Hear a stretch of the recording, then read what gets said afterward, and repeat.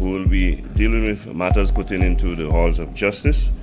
And of course, before I call on those gentlemen, I would like to present a statement from the United Workers' Party condemning Richard Frederick's continued attacks on women and promotion of racism in this country. The United Workers' Party is appalled by the ongoing vile and abusive conduct of Minister Richard Frederick, particularly his persistent attacks on women in this country and his dangerous use of racial rhetoric via his weekly talk show. The most recent example of this disgraceful behavior was his racist and deeply offensive attack on Mrs. Marcella Johnson, the UWP's endorsed candidate for the constituency of Grosley. Mrs. Johnson, an accomplished St. Lucian entrepreneur, is dedicated to community upliftment and empowerment of young people, especially young women. Mr. Frederick's demeaning and racially charged comments towards her are not only unbecoming of a sitting minister of government handpicked by the Prime Minister, but serve to divide our people and undermine the dignity of our political discourse. What is most disturbing is the deafening silence and, worse, the expressed support of Prime Minister Philip J. Pierre and Deputy Prime Minister Dr. Ernest Healy. Both men have recently declared their pride in being associated with Mr. Frederick, despite his repeated use of his public platform to bully, degrade, and intimidate women, while simultaneously pushing racist agendas aimed at white and mixed-race St. Lucians. The UWP unequivocally condemns this behavior, and there is no place in our society for leaders who perpetuate racism or gender-based verbal abuse. These actions are an affront to every woman and every citizen who believes in respect, equity, and national unity. We call on the Prime Minister and his cabinet to publicly disassociate themselves from Richard Frederick and his appalling conduct. Their continued silence and implicit endorsement are nothing short of cowardice and complicity. The United Workers' Party remains committed to building a St. Lucia where every citizen, regardless of gender, race, or political affiliation, is treated with respect and dignity. And thank you. Now, ladies and gentlemen, I will call on the Deputy Political Leader, Guy Joseph, who will address you on the issue of the high cost of gas in this country. Mr. Joseph.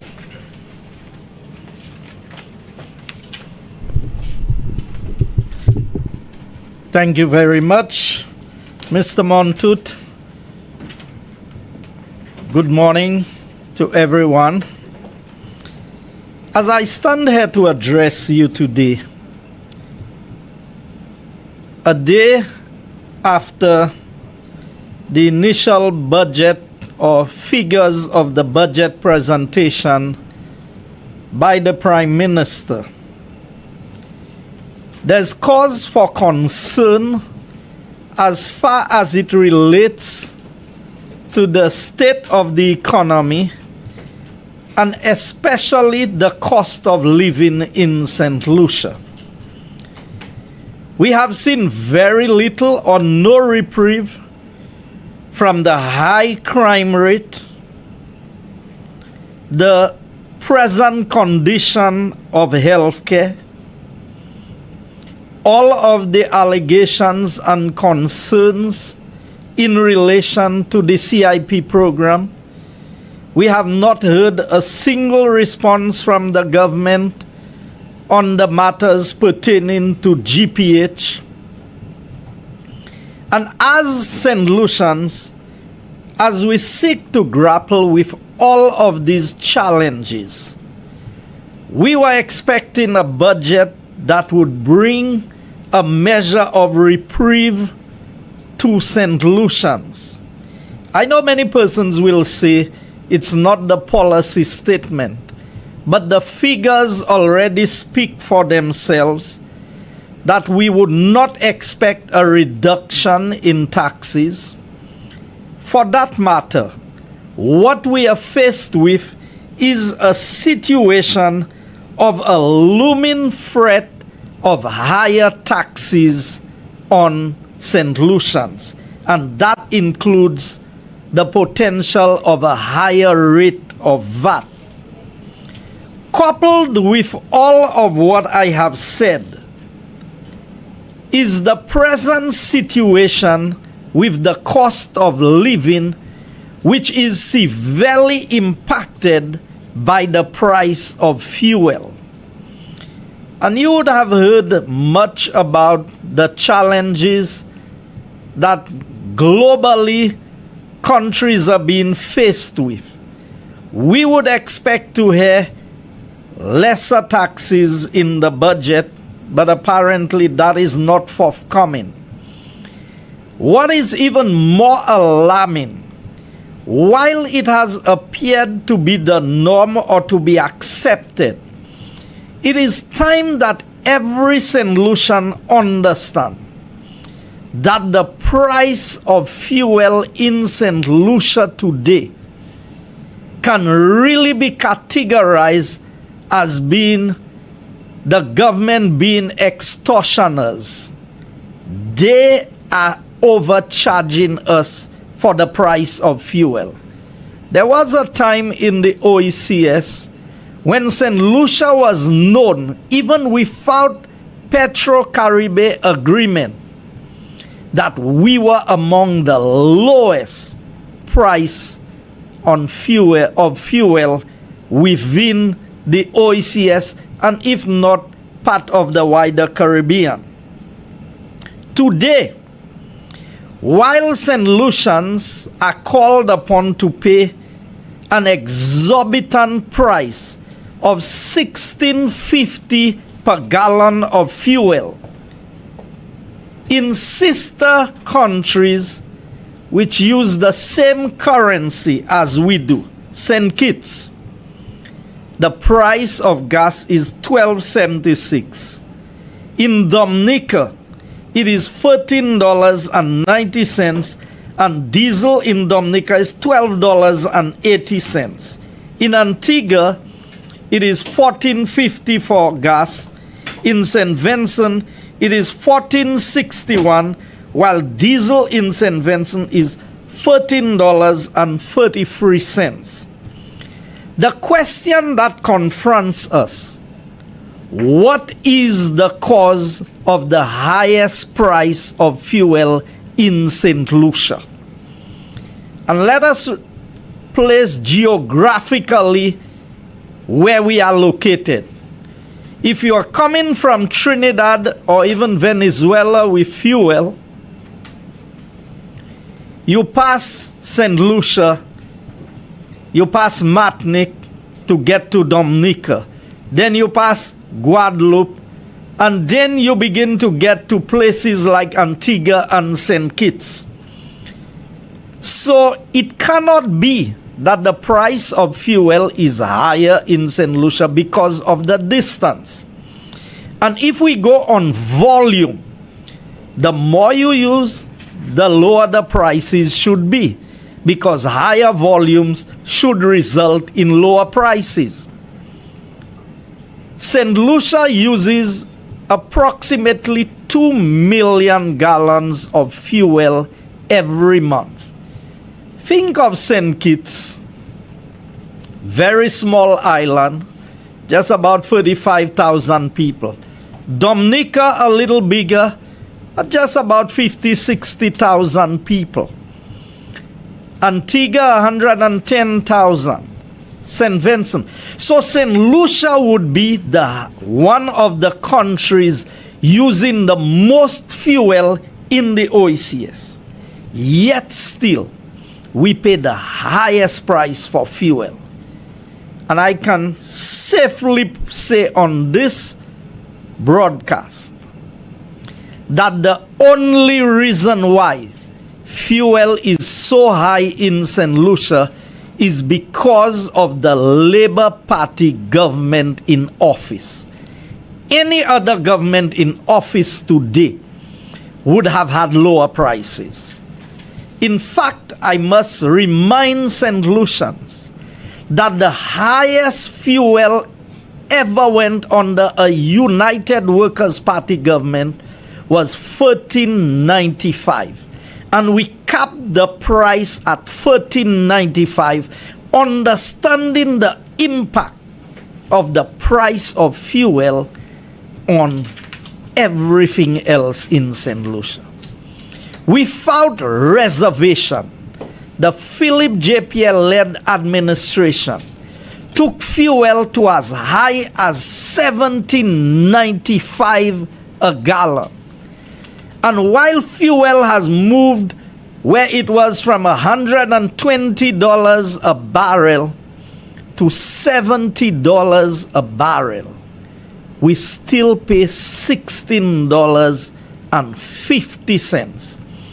I was hoping that in the Prime Minister's address or statement, he would have indicated a reprieve on cooking gas, because while the government is collecting in excess of $4 after government markup on fuel, because after all, if fuel is $12.76 in St. Kitts, let us understand, that's the retail price, not the wholesale price. So the retail price in St. Kitts at $12.76 includes the wholesaler's markup, the retailer's markup, and the government taxes, excise tax, and whatever other taxes are on the fuel. Which means that the fuel may be purchased below $10 a gallon from the suppliers. So if St. Kitts is getting it at that price, what price is St. Lucia paying if we all are getting our fuel from some of the same sources? So I am calling on St. Lucians to be aware that the exorbitant price you are paying is the making and the doing of an uncaring government who does not understand that the price of fuel impacts the cost of building, the cost of construction, the cost of bread. And today, in fact, the last time I checked, the 20-pound cylinder and the 22-pound cylinder is still the highest it has ever been in the history of St. Lucia, including the 100-pound cylinder. Because while the government is collecting excess cash on the price of the fuel, the vehicle fuel, like gas and diesel, they have reduced the subsidy on the cooking gas, which makes the cooking gas more expensive than it should have been, or it would have been under a UWP-led administration. St. Lucians, I am calling on everyone to understand. You can go and track the price of fuel anywhere in the world, and you would see that the government is bleeding this country. The government is taking advantage of the peaceful nature of the people of this country by allowing price of fuel to be as high as it is. We have a commitment as a United Workers' Party that the true pass-through mechanism would be honored and respected by a UWP government in office, and we are not going to be extortioners to take money from the people that rightfully belongs to the people. I thank you.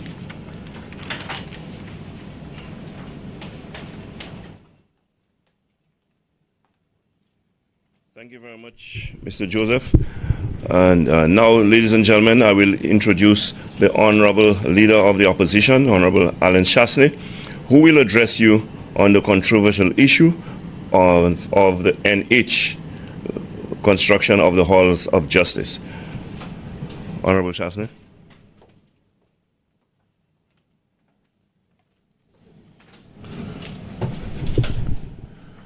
Good morning, everyone. I want to speak to all my fellow St. Lucians this morning. Today, I address you not just to speak out, but to speak up for truth, for transparency, and for the institutions of this country that have been sidelined, disrespected, and lied to by the very government sworn to serve and protect them. Almost 1 year ago, in April of 2024, this Labour Party administration broke ground on what was supposed to be the halls of justice. It was supposed to be a symbol of law and order, a beacon of democratic progress. But from the very beginning, United Workers' Party raised serious concerns. Not for political gain, but because we saw the red flags waving in plain sight. Concerns that had they been heeded would have saved taxpayers millions of wasted dollars. Our first concern was the location. In 2018, United Workers' Party administration had already identified a site for modern halls of justice and police headquarters at the Upper Bridge Street in Castries. And let me remind us that these were two separate buildings that were adjacent to each other and would have been connected by an underground tunnel. So the custody suites was intended to be underground, under the police headquarters, and there would have been a tunnel from custody suites to the court, which would have been in keeping with the modern practices of security. The designs were complete and the cost was reasonable, was estimated at approximately 80 million EC dollars for both facilities. A new police headquarters and 6 courthouses, 3 intended to be used for criminal cases and 3 intended to be used for high court cases. But instead of continuing this forward-thinking project, the SLP decided to bulldoze ahead with their own plan, dropping it right in the middle of an already congested city center, with no consideration for parking, traffic, or for the people who live, work, and worship there. And let us remember, this is the same government that chose to give away our Castries port, cruise ship port, to GPH. And the intention is to expand the capacity for cruise ship berthing in Castries. I say that because you would have thought that there would have been a plan to beautify the town and to create greater opportunities for St. Lucians to own their own duty-free shops and to be able to take advantage of the cruise industry. What was most alarming about this unwise decision was the proximity to our iconic cathedral. The construction would have disrupted and possibly destroyed one of the most sacred spaces in our city. The church is over 100 years old. And we have to ask ourselves a simple question. Even if the government believed that there was not a potential for it to be impacted structurally, what happens if it would have been? Could we ever replace the significance of the building and the historic nature of that building? The construction would have disrupted and possibly destroyed our city center. But when asked, the government insisted there was consultation. I remember the press interviews on the day of the groundbreaking in April, and they insisted that they had DCA approval and that everyone had been consulted. Yet, it turns out that the Roman Catholic Church was never consulted. Not even once. This is not just an oversight. This is a gross disrespect. When eventually the prayer warriors agitated, and the church was finally granted an audience with persons from the DCA. It was discovered at that meeting that the DCA never took into consideration and never undertook an environmental impact study. It was a shocking revelation. I can tell you there was silence in the room. And then when John Peters himself attempted to justify to the church that there was no need for an environmental impact study, I believe that it's at that point that everybody realized something was wrong. Then there was the issue of cost. The Pierre administration's version of the project came with an astonishing tag close to $300 million. A fact they attempted to hide.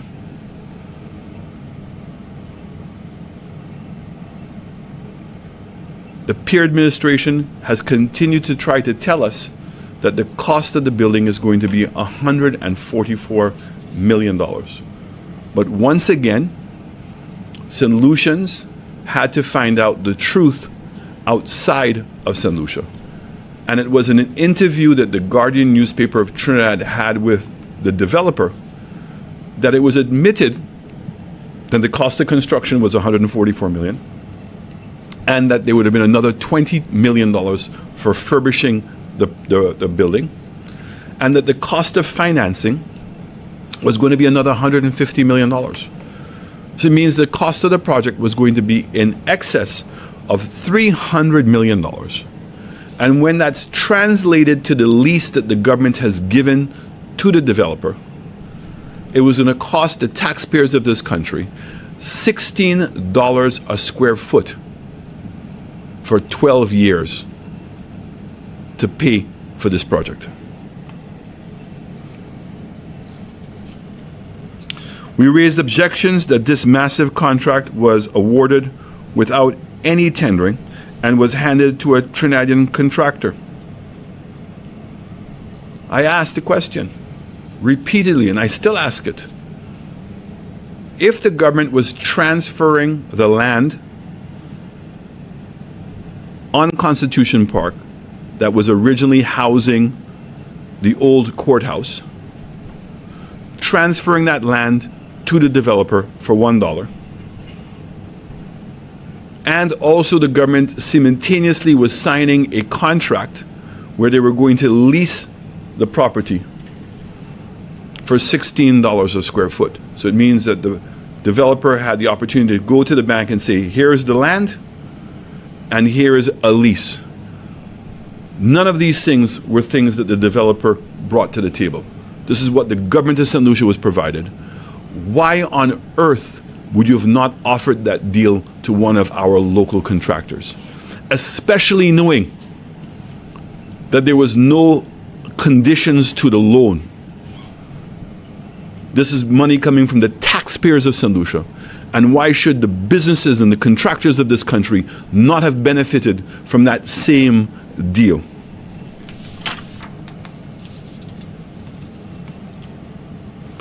And now,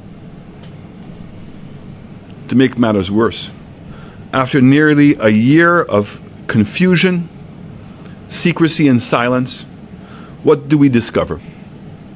Not through an official announcement, not through government transparency, but through a whistleblower who bravely called in to a popular radio program, the most monitored program. This patriotic St. Lucian made the eye-opening revelation last week that the Halls of Justice project was being relocated. Days after the revelation, despite desperate to save face, both Richard Frederick and Prime Minister Philip Pierre publicly claimed in the media that no final decision had been made and that negotiations were still ongoing. But the truth was already in black and white. and was published in the Gazette. The first one dated, I have it here. The first publication was made on the 17th of January 2025. Sorry, was made on February 3rd of 2025. The decision by the cabinet was made on the 17th day of January. The first publication was done on Monday, February 3rd, and the second publication was made on Monday, February 10th, a week later. What does that mean? It means as we speak, as of February 10th, after the second publication, the land became vested into the state. There's no negotiations. In fact, the way that this works is you can either negotiate up front and agree on a price, and if that's the case, the government should have been transparent and told us what price they've agreed with the owners of the land, Mr. Ajuda. Or the government can proceed to acquire the land, and a tribunal is appointed, an independent tribunal, to meet with the government and to meet with the owner to determine what the price of the land is. And we already have a fair idea of what that price is. Because the same Richard Frederick, when he was the Minister of Housing in a previous administration, sold the land in front of SNS, where the old Clark Cinema was, as well as the land in front of Fix for $1,000 a square foot. He reminded us when they had the demolition of the CDC buildings as to how valuable the land was. And he also used the number of $1,000 a square foot. The land acquisition, the declaration of acquisition of land in the Gazette, tells us that the land is 0.13 hectares, which means that it is 30,000 square feet.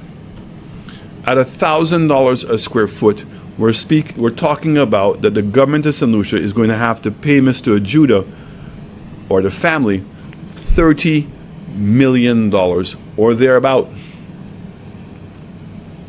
Remember, the land was originally, the project was originally on the Constitution Park where the old courthouse was. And they transferred that land, which was even larger than this, twice the size of this, for $1. And so now the cost of this project is going to be increased by the acquisition price of $30 million.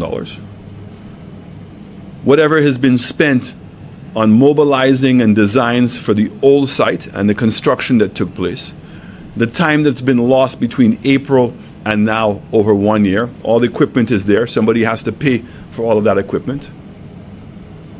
And there has to be a new design. And the fact is there's still probably more acquisitions to be done because this lot is half the size of what the old lot was. We also must ask a very simple layman's question. If in fact the old site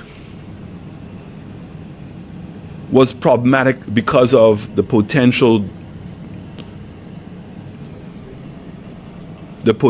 to destabilize the structure of the church, how can any one of us believe by moving it across the street, because remember it's where the Ministry of Education was, that that's going to solve the problem?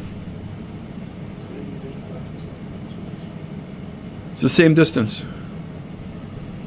But more importantly, if there was no environmental impact done on the old site, but common sense told you it didn't make sense, I'm hoping on this instance that if they are to obtain the confidence of the public, that there has to be an environmental impact study, and that environmental impact study must be made public.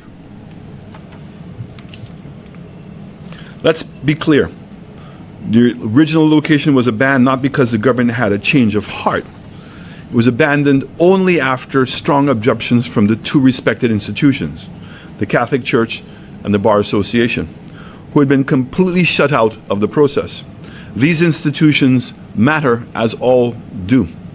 Their voices matter, but this SLP administration has made a habit of ignoring the voices they don't want to hear or are not saying what they want to hear.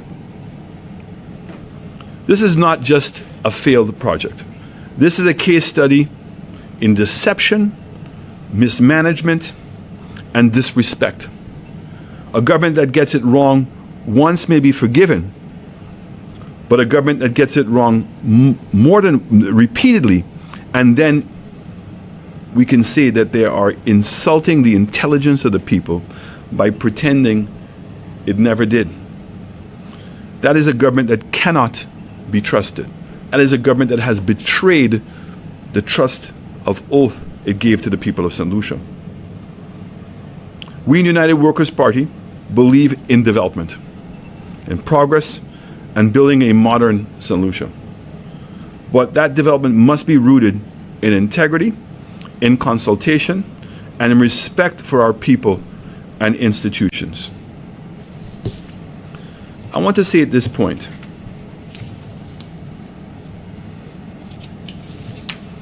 that this is not just about concrete and steel. This is about the very foundation of justice. You cannot build justice on a lie. Now,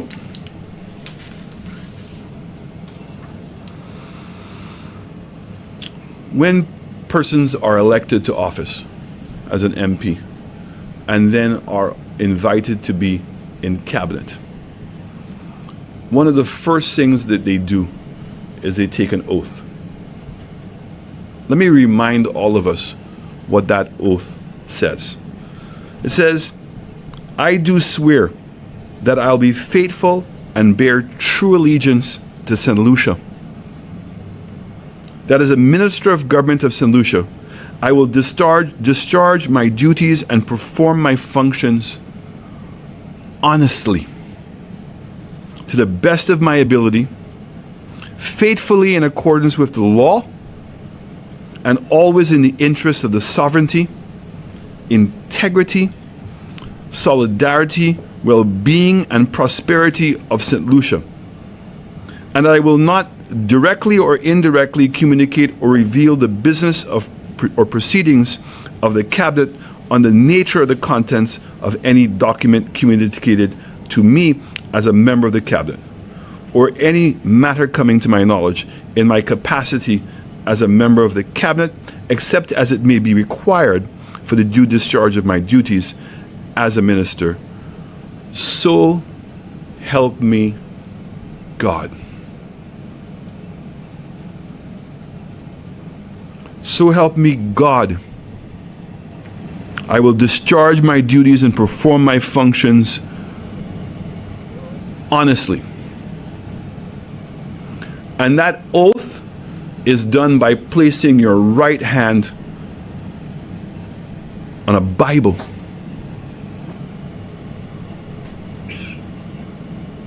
Now, I know when it comes to Minister Frederick, he may be able to do this with the greatest amount of ease. I may not truly understand the oath. But in this particular case, it's the Prime Minister, a man who, from what I understand, goes to church on a regular basis, a man who claims to have faith. And I want to remind the Prime Minister,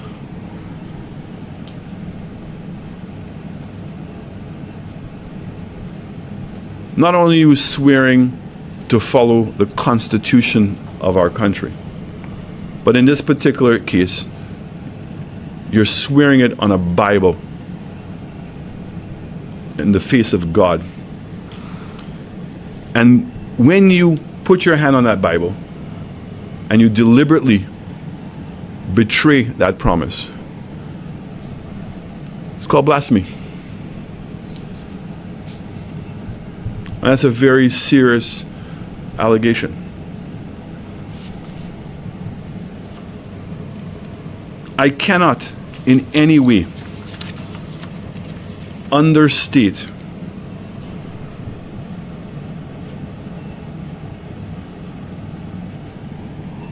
how disappointing and dangerous it is to have the leader of our nation to lie so blatantly to the people of St. Lucia. This is a moment that St. Lucians should never forget. We need to hold this government accountable, because justice does not begin in a building. It begins with honesty, transparency, and truth. Truth absolutely matters. And the people of St. Lucia should demand nothing less from this government. Thank you.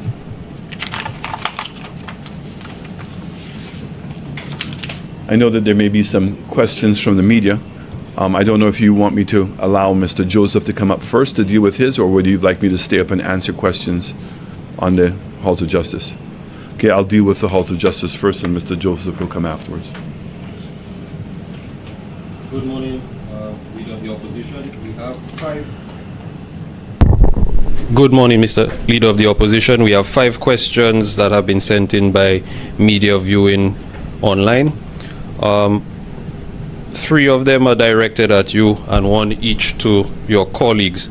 The first was, what caused the delay with the Halls of Justice which your administration had conceived, and at what stage were you with the preparation of that project? We were in advanced discussions with NIC. So the funding was supposed to be coming through NIC, and the developer was going to be with NIPRO. We had provided them with the designs for the police headquarters, as well as the designs for the courts. If you recall, we had an incident where the custody suites were there and had to be demolished. And I want to make it very clear, so we're very transparent on this. When we wanted to demolish the building, and there was discussions, the National Trust was clearly not in favor of demolishing the building. And when we were taken to court after we attempted to demolish the building, we realized that the National Trust has a process to identify and protect historical buildings. And that process is simply, they must identify the building, send it to the Prime Minister's office, and it is gazetted as one of the historical buildings. The custody suites was never designated as a historical building. And so in the court matter, it was agreed that we would hold off on demolishing the building, attempt to incorporate the old custody suites as part of our building. But if in fact we could not, it was for the government to make the final decision. So those persons who want to say that we went into the middle of the night or on a Sunday morning to demolish the building, that's not true. There had been discussion. In fact, it had even gone to court. An initial injunction was put against preventing the government from demolishing the building. Even the court recognized that the National Trust had no legal authority, but the architects and engineers attempted to come up with a design, and they could not. Sadly for us, COVID came. And when COVID came, resources had to be reallocated to deal with issues that were more pertinent at the time to the public of St. Lucia. So much so that you see when the government won the election, they were able to move pretty quickly on the Groselet police station. Now, we had purchased the old printery from the Star, and the old Star building in Groselet had been acquired. And we were working with the owners of that building to rent the space to keep the printery. So instead of moving all of the equipment, we would keep it there. And we had also taken the police, and the police had agreed to move into that building. Because when you saw the conditions that the Groselet police were living in, it was deplorable. And so that was a temporary fix until we would have been able to get that other project, which had been on the books since 2000, I think it was like 8 or 9, that had been on the books to do. They moved very quickly and took the money, obviously, that had been allocated for the police headquarters under NIC and moved it in that different location. So unfortunately, the project did not start, but the designs were completed. The costings had been done, and it had reached, if not full approval from the NIPRO board, was very close to getting full approval from the NIPRO board. Okay. Since you're on this site, you mentioned this site where the initial halls of justice and police headquarters was proposed under your administration. The custody suites project, which is being built at that site, is almost 1 year late. The PM claims that it has been delayed because the toilets broke during shipment. This excuse is strange given that toilets for prisons and jails are usually made of stainless steel. Do you believe this excuse? I don't believe the excuse. And the fact is that we've been made to believe that it was 1 year late. This is a project that, remember, started off as $1.5 million. And the last time we got a number was $4.5 million. This is a project that started within 6 months. I mean, do you remember the Minister of Housing in particular giving stories as to how irresponsible we were in demolishing the building and that there was nowhere for the prisoners to go? Well, 4 years have gone by. And the temporary situation has worked. Do I believe the story that the policemen are arresting people and bringing them up, was it to the top of the morn, and letting them go from there? I don't believe that story. The fact is that this project is also shrouded in its own fair share of controversy. We've asked, who is the contractor? We know for a fact that the Finance Act would have required the contract, because once it's over, I think it is $900,000 or whatever, $500,000, it must go to the Public Tendering Board to be signed.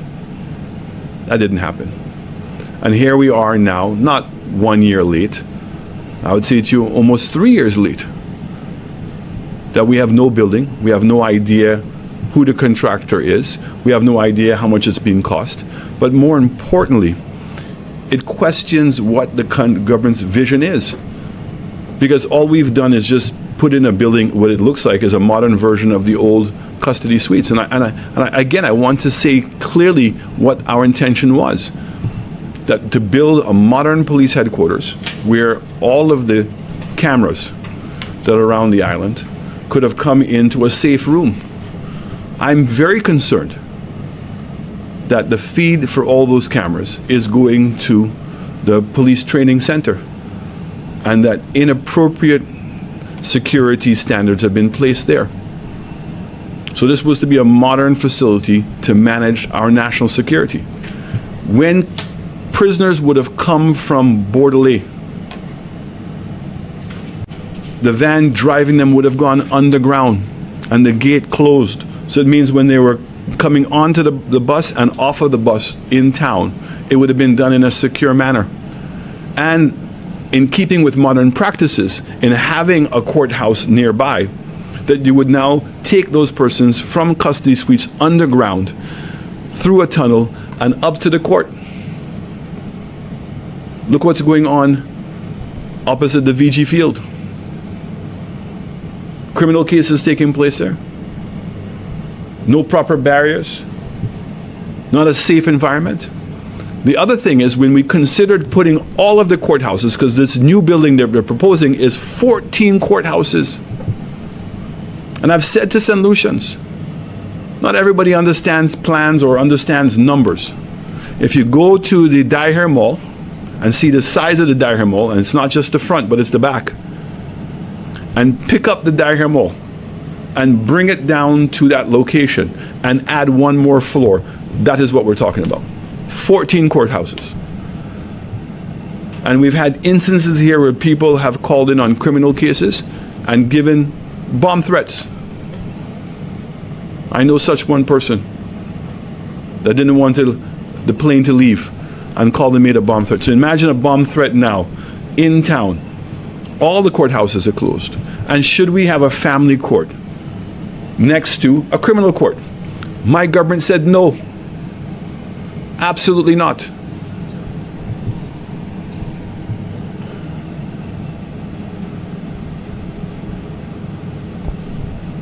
There appears to be some confusion on your statement that Constitution Park was sold for $1. Can you clarify this situation? I've always known Constitution Park to be where the Printery is, where Parliament is, where the park itself was, and where the old courthouse used to be. And so when I made reference to $1 for Constitution Park, clearly I was not meaning the entire park. I was making reference to what the discussion was about. The discussion was about the location for the halls of justice at the bottom of Constitution Park. And they are separate block and parcel numbers. And the contract that we have, that we got from Trinidad, clearly states that the government was going to lease the land to the developer for $1. So instead of coming out and trying to be smart and to show people the land registry for where the Sir John's statue is, everybody knows that that's not what I was making reference to. Switching to the budget, what are your initial thoughts on the presentation of the estimates of revenue and expenditure which were presented last evening? I think that this budget is going to reveal to all St. Lucians the level of mismanagement that has taken place and the extortion that's taken place. We've seen unprecedented tax revenues. So if you go back to 2019, tax revenues totaled about $1.2 billion. And today we're talking about 1.5 or 1.6 billion dollars. And that increase in tax revenue has come specifically from excise tax. And I believe that once we see the economic and social review, that that's going to tell us that the bulk of the excise tax has come from two things. Come from by having a higher price on gas and therefore making more than the $4. And two, by reducing the amount of subsidy on cooking gas. So all governments have subsidized cooking gas. Let's put that as fact. What has varied is to the amount that we would subsidize it. This government has chosen to reduce the amount of subsidy, therefore it costs them less. So the combination of making more money on the excise tax for gas and having to spend less money on the subsidy for gas has earned this government a significant amount of money. Secondly, the Prime Minister admitted that the 2.5% levy that didn't exist before has generated about $40 million in extra revenue.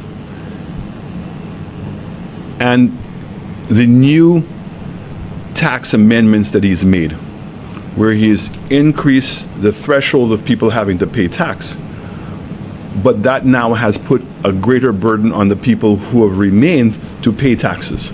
So I want us to get this straight. According to the numbers in the estimates, that he's making more today on income tax than he was before. And they have less people paying that. So the people who are paying are actually paying a greater proportion of their salaries. And I've met some of those people. And they are bawling. They are hurting with what this administration has done. There was a phrase that I used in the 2016 election. I talked about ching, ching, ching in your pocket. So when my government lowered the VAT rate, was to put the money in your pocket.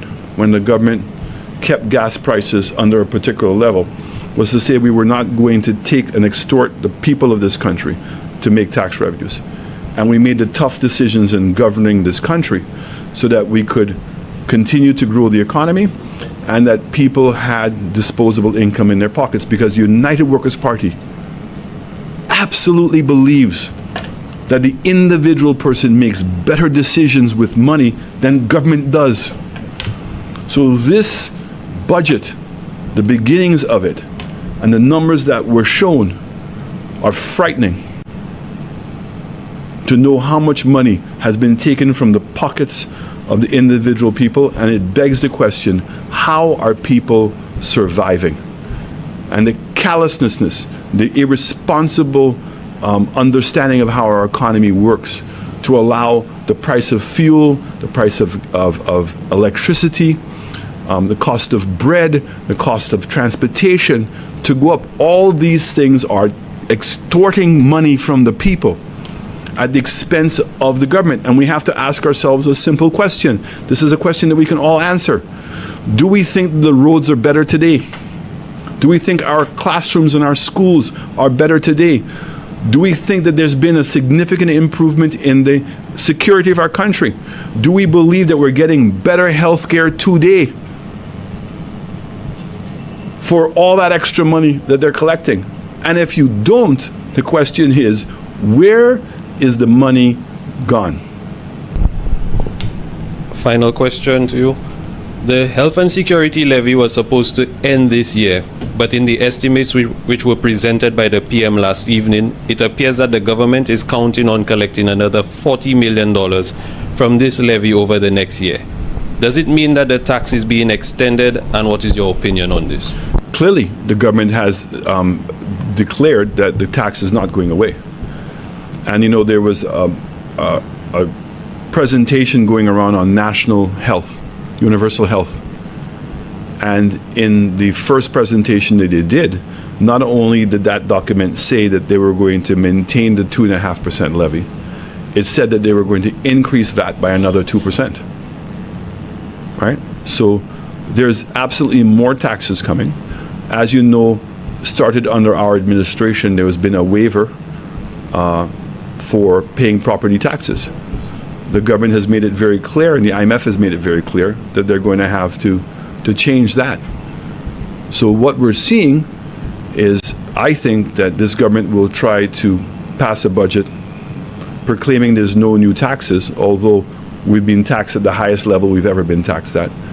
And we'll wait until the after election in hopes that they win, and they intend to increase the level of taxation in this country substantially. The IMF said a very important thing, that while they see that the country continues to recover, but the cost of doing business, well, not the cost of operating government, is increasing at a faster rate than revenue. So this government has shown no capacity to reduce cost.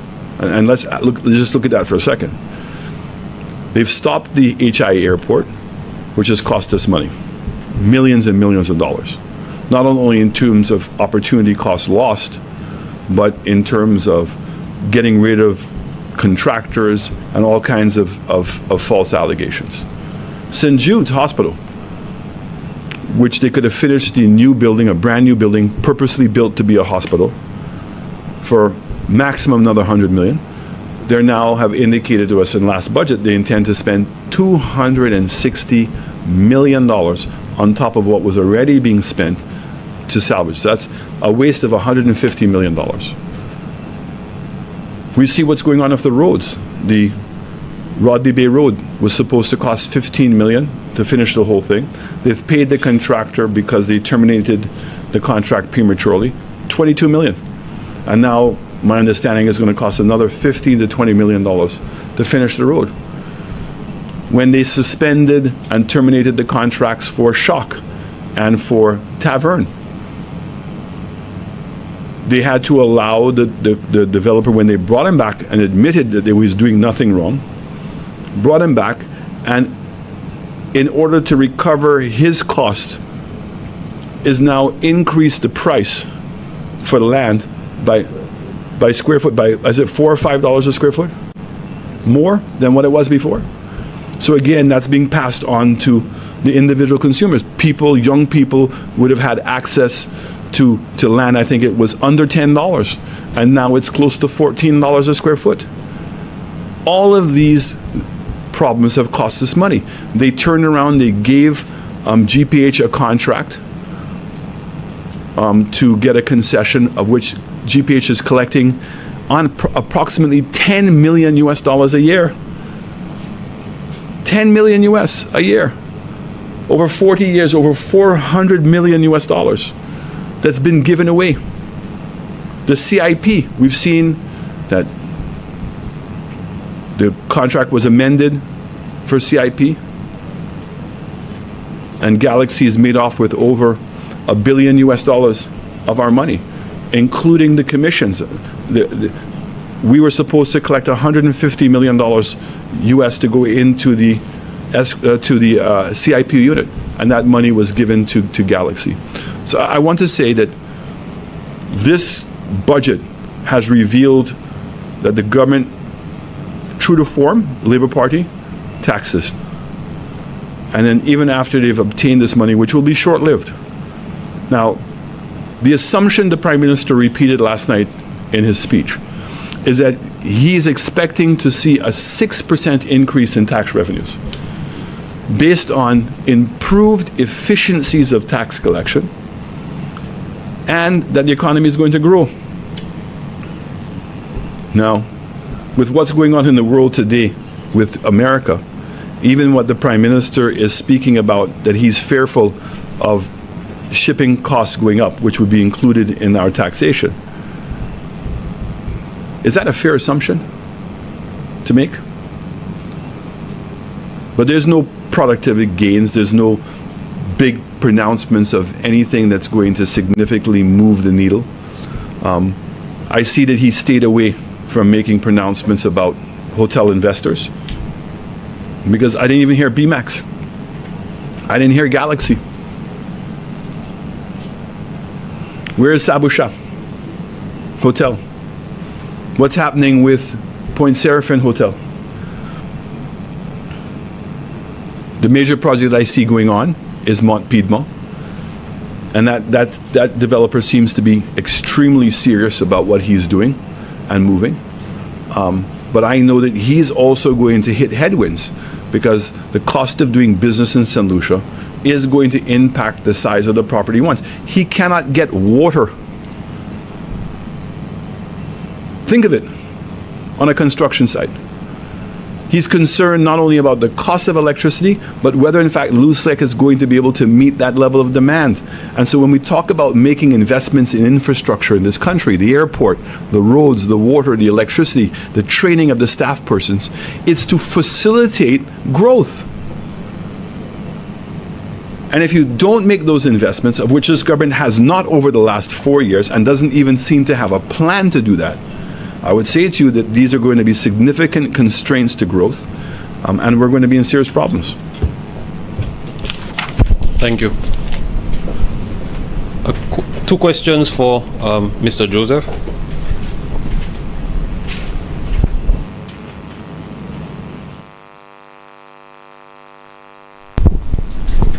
The first one is you gave a comprehensive comparison which shows that St. Lucia has a significantly higher price per gallon of gas and diesel in the OECS. What impact do you think that this tax gouging by the government is having on consumers and businesses? And why do you think they're being persistent with those high gas prices? So I will answer this question in two parts. First of all, the government is collecting excess revenue, but as a country, we are not seeing the benefits of the excess revenue that is being collected. So the investment in crime fighting is minimal. And I am sure when my colleagues go to Parliament to debate the budget, and you would see in comparison to previous years, the expenditure on security, on law enforcement is not significant, despite the 2.5% levy for health and security. We see the excess revenue collected by government, yet still we are not seeing a corresponding expenditure in that department.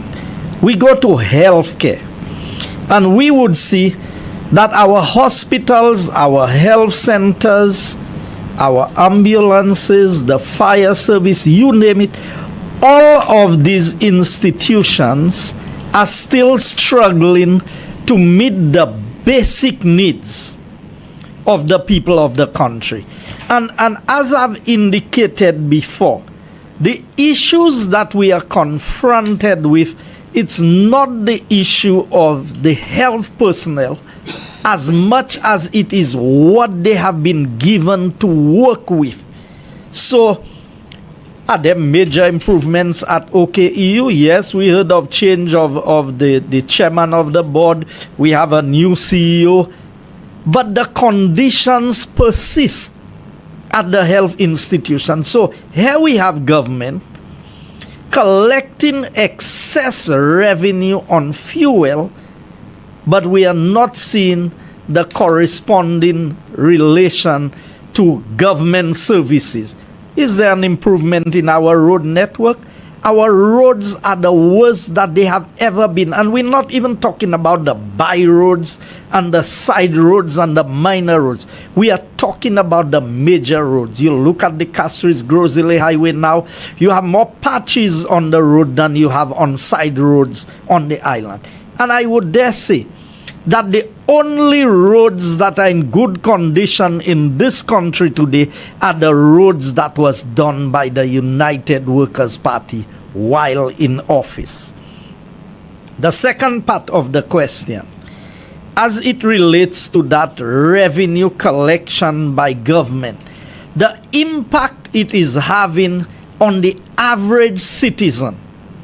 So we met with the taxi drivers recently, and the taxi drivers are now looking for an increase in the fares that they charge, which, when you look at the cost of operating a vehicle today compared to what it was in 2016, there's a marked difference.